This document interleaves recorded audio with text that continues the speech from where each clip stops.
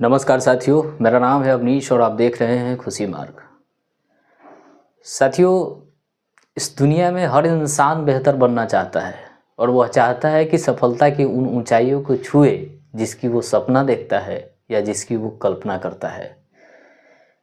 लेकिन हमेशा उसके चाहे अनुसार ही हो यह आवश्यक नहीं हो। वह चाहता तो बहुत कुछ है, लेकिन उसका मस्तिष्क, दिल और दिमाग एक दिशा में काम ही नहीं करता।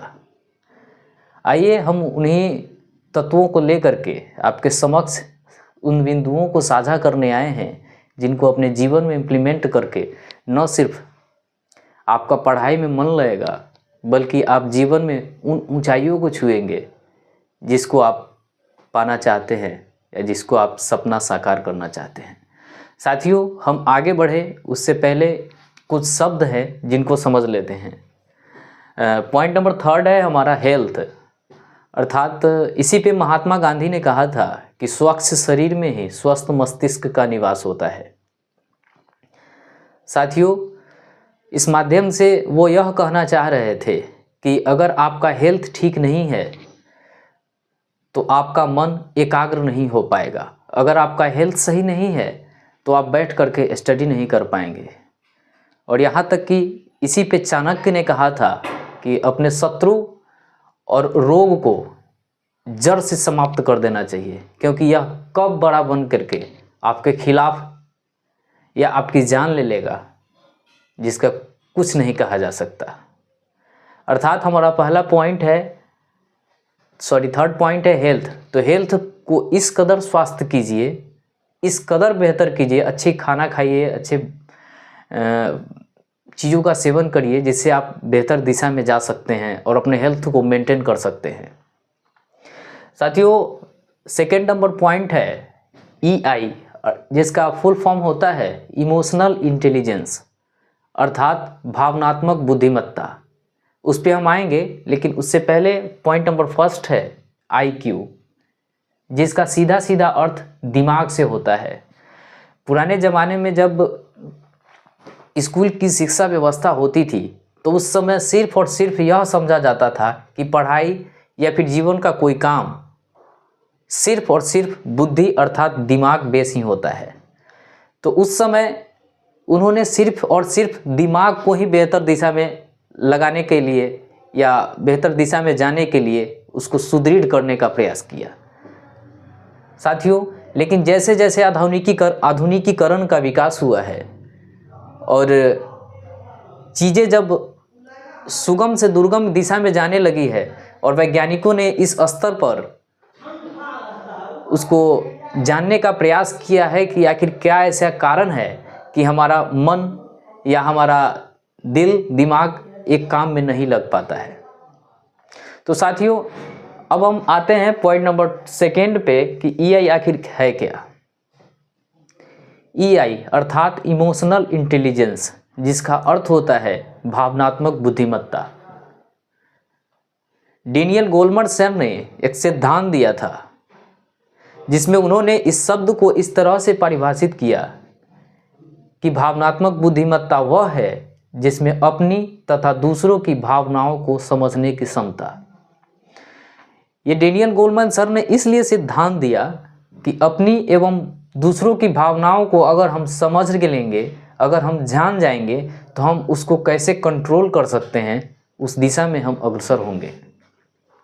अर्थात अपनी भावनाओं को सही रूप में व्याख्या करने के लिए इन्होंने 3 शब्द दिया, CAB। C अर्थात कॉग्निटिव, A अर्थात एफेक्टिव और B अर्थात बिहेवियरल। अर्थात कोई भी भावना हमारे अंदर अचानक से नहीं उत्पन्न होती है या कोई भी कार्य हम अचानक से नहीं कर बैठते हैं। उसके लिए C अर्थात कॉग्निटिव मतलब संज्ञानात्मक स्तर पर कोई भी इन्फॉर्मेशन हमें प्राप्त होती है तो वो चीज़ें हमारे मस्तिष्क में, दिल में घर करती है। देन उसके बाद एफेक्टिव, वो अर्थात दिल में पहुंचकर भावनाओं के माध्यम से उत्पन्न होता है। और बिहेवियर अर्थात ये उसी के माध्यम से हम उसको अपने आचरण में ला पाते हैं। तो साथियों, हमने यहाँ ईआई को डिस्कस किया और आईक्यू को शुरू में समझाया, तो सवाल उठता है कि आखिर कौन ऐसे तत्व है कि हम ईआई और आईक्यू को एक दिशा में लगा सकते हैं। साथियों, पुराने ज़माने में आप देखते होंगे कि जब ऋषि मुनि जो होते थे वह अपने तपस्या के बल पर दुनिया के किसी भी चीज़ को एज्यूम कर लेते थे। उदाहरण के तौर पर हम स्वामी विवेकानंद का उदाहरण देखें। उनका मस्तिष्क इतना कुशाग्र था कि उन्होंने एक बार जिन चीज़ों को देख लिया करते थे वो उनको यूं कि यूं याद हो जाया करता था।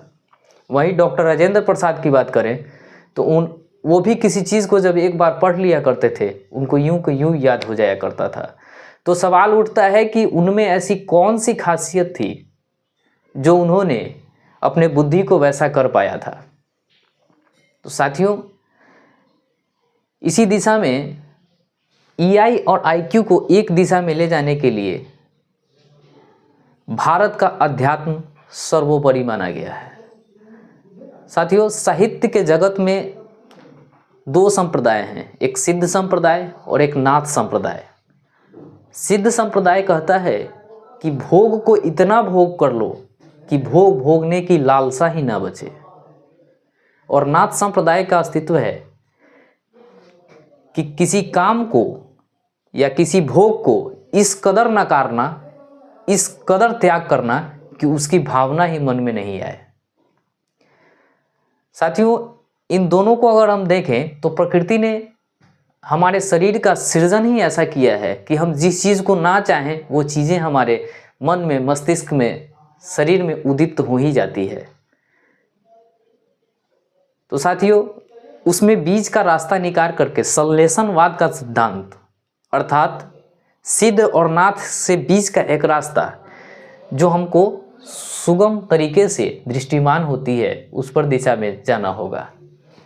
साथियों, आगे मिलते हैं नेक्स्ट वीडियो में, तब तक के लिए नमस्कार।